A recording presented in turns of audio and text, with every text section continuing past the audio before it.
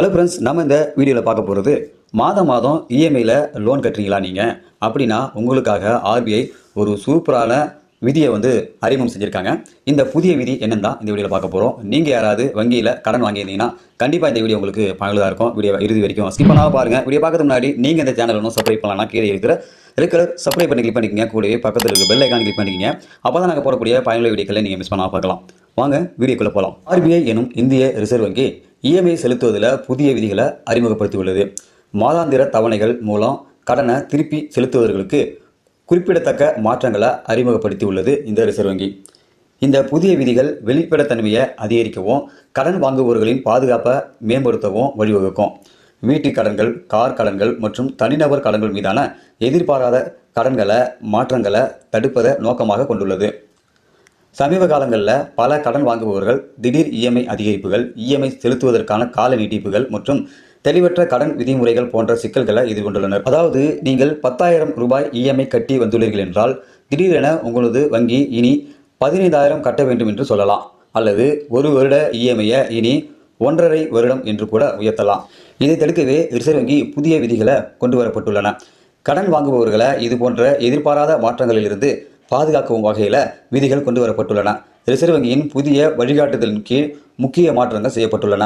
அதில் முதல்ல பார்த்தீங்கன்னா கடன் திருப்பி செலுத்தும் விதிகளில் செய்யப்பட்டுள்ள மாற்றங்கள் என்னன்னு கேட்டிங்கன்னா, கடன் வழங்குபவர்கள் கடன் காலத்தை அதிகரிப்பதற்கு முன் கடனாளியின் ஒப்புதலை பெற வேண்டும்.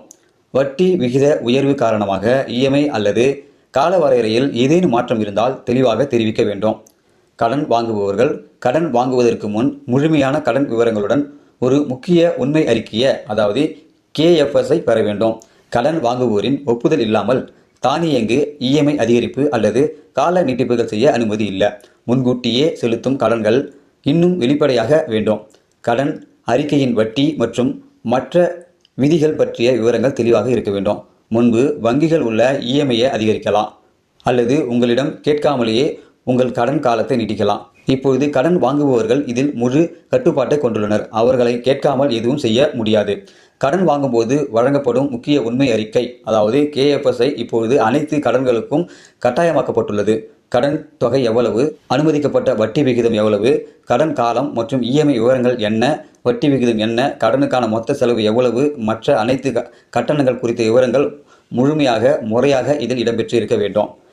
இது தொடர்பாக நீங்கள் கடன் வாங்கிய உங்கள் வங்கியில் ஆலோசனைகளை பெற முடியும். சமீப காலங்களில் பல கடன் வாங்குபவர்கள் திடீர் இஎம்ஐ அதிகரிப்புகள், இஎம்ஐ செலுத்துவதற்கான கால நீட்டிப்புகள் மற்றும் தெளிவற்ற கடன் விதிமுறைகள் போன்ற சிக்கல்களை எதிர்கொண்டுள்ளனர். இனி அது போன்ற பிரச்சனைகள் இருக்காது என ஆர்பிஐ ஒரு அதிரடியான ஒரு அறிவிப்பை வெளியிட்டிருக்காங்க. வங்கியில் கடன் வாங்கியிருக்கிறவங்களுக்கு மிகுந்த ஒரு பயனுள்ள ஒரு அறிவிப்பாக இருக்கும்னு நினைக்கிறேன். ஸோ நிறைய நபர்கள் வீட்டு லோன், கார் லோன், நிலம் வாங்குறதுக்கான லோன், பர்சனல் லோன், இது போல் லோன் வாங்கியிருப்பாங்க. ஸோ இந்த லோன் எல்லாம் பார்த்தீங்கன்னாக்கா சமுதாயத்தில் அனைவருமே இஎம்ஐ மூலமாக தான் கட்டிட்டு வராங்க. ஸோ இந்த இஎம்ஐ பார்த்தீங்கன்னாக்கா மாதம் இவ்வளோ அமௌண்ட் செலுத்தணும் அப்படின்ற மாதிரி பேங்க் ஒரு அமௌண்ட் நிர்ணயம் செஞ்சிருப்பாங்க.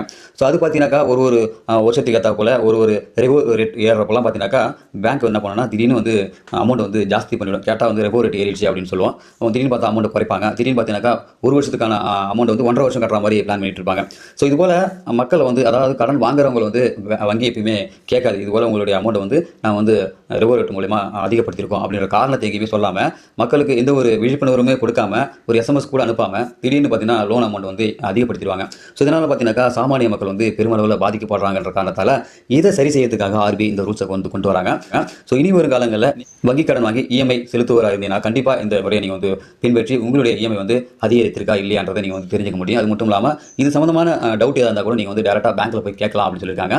ஸோ இந்த ஒரு புதிய விதிமுறைகள் பார்த்தீங்கன்னாக்கா மக்களுக்கு மிகுந்த ஒரு மகிழ்ச்சியான ஒரு அறிவிப்பாக இருக்கும்னு நினைக்கிறேன். இந்த புதிய விதிகள் சம்பந்தமான உங்களுடைய கருத்துக்களை இந்த வீடியோ கீழே கமெண்ட்ல தெரியப்படுத்துங்க. மறக்காம இந்த வீடியோ உங்கள் நண்பர்களுக்கும் ஷேர் பண்ணுங்க. இந்த வீடியோ உங்களுடைய கடன் வாங்கிய நண்பர்களுக்கு ஷேர் பண்ணுங்க. இது போல பயனுள்ள வீடியோக்கள் நீங்கள் தொடர்ந்து பார்க்கணும்னாக்கா நம்ம யூடியூப் சேனலை சப்ஸ்கிரைப் பண்ணுங்க. வீடியோ பிடிச்சதை லைக் பண்ணுங்க. மீண்டும் ஒரு வீடியோ சந்திக்கலாம். அதுவரை மனிதர்கள் மதிப்போம், மனிதரை காப்போம். நன்றி.